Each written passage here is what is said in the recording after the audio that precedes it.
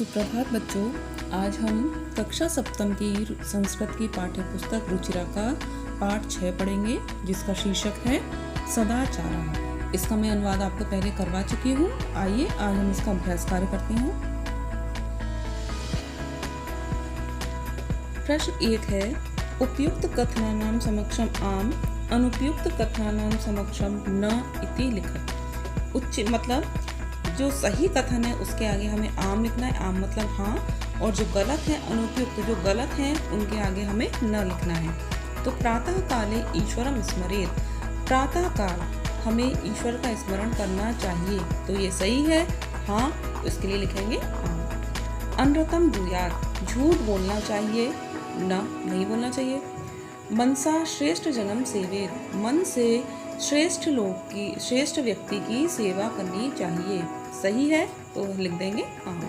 मित्रेण कलहम कृत्वा जनः सुखी भवति, मित्र के साथ कलह करके, झगड़ा करके जनः लोग मनुष्य सुखी भवति सुखी होता है। मित्र के साथ झगड़ा करके व्यक्ति सुखी होता है, सुखी होता है नहीं होता, तो लिख देंगे न। श्वः कार्यम अद्य कुर्वीत, कल का काम हमें आज कर लेना चाहिए, तो सही है तो लिख देंगे आम। प्रश्न 2 है, एक पदेन उत्तरत, इसका हमें एक पदेन मतलब एक शब्द में हमें उत्तर देना है। कहा न प्रतीक्षते, कौन प्रतीक्षा नहीं करता है? मृत्यु। सत्यता कदा व्यवहारे स्यात्, सत्यता कब व्यवहार में होनी चाहिए? सर्वदा मतलब हमेशा। किम ब्रूयात्, क्या बोलना चाहिए? सत्यम, सत्य बोलना चाहिए। केन सह कलहम कृत्वा नरः सुखी न भवेत्, केन सह किसके साथ, कलहम कृत्वा झगड़ा करके, नरः सुखी न भवेत् मनुष्य सुखी नहीं होता है। किसके साथ झगड़ा करने से मनुष्य सुखी नहीं होता है? मित्रेण मतलब मित्र के साथ। कहा महारिपुः अस्माकं शरीरे तिष्ठति, कौन महारिपु मतलब महान शत्रु, अस्माकं शरीरे हमारे शरीर में, तिष्ठति रहता है, बैठता है। हमारे शरीर में कौन महान शत्रु है? आलस्य मतलब आलस्य। अगला प्रश्न है, रेखांकित पदानि आधृत्य प्रश्न निर्माणम कुरु, जो शब्द अंडरलाइन है उनसे हमें प्रश्न बनाने हैं। मृत्यु न प्रतीक्षते, मृत्यु प्रतीक्षा नहीं करती है। मृत्यु मतलब कौन, कौन के लिए क्या आ जाएगा? कहा। कलहम कृत्वा नरः दुखी भवति, झगड़ा करके मनुष्य दुखी होता है। झगड़ा करके, तो प्रश्न क्या बनेगा? क्या करके, तो क्या के लिए क्या आता है? किम। पितरम कर्मणा सेवेत, पिता की कर्म से सेवा करनी चाहिए, किसकी यानी कम।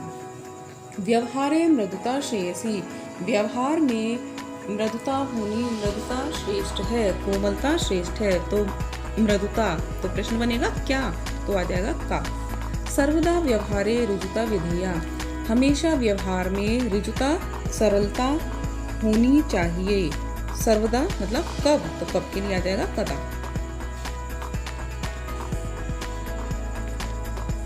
अगला प्रश्न है, मंजूषातः अव्यय पदानि चित्वा रिक्त स्थानानि पूरयत, यानी जो हेल्प बॉक्स है मंजूषा है उसमें से हमें अव्यय शब्द चुनने हैं और लिखने हैं। तो पहले मैं अव्यय शब्दों का अर्थ बता देती हूँ। सदा मतलब हमेशा, न मतलब नहीं, तथा का मतलब तथा यानी और च का मतलब भी और होता है, अपि और कदाचन, अपि माने भी, लेकिन जब अपि पहले लगा देते हैं तो वो प्रश्नवाचक शब्द बन जाता है। कदाचन कभी भी। भक्तः सदा ईश्वरम स्मरति, भक्त सदा ईश्वर का स्मरण करता है। असत्यम न वक्तव्यम, असत्य नहीं बोलना चाहिए। प्रियम तथा सत्यम वदेत्, प्रिय तथा सत्य बोलना चाहिए। लता मेधा च विद्यालयम गच्छता, लता और मेधा विद्यालय जा रही हैं।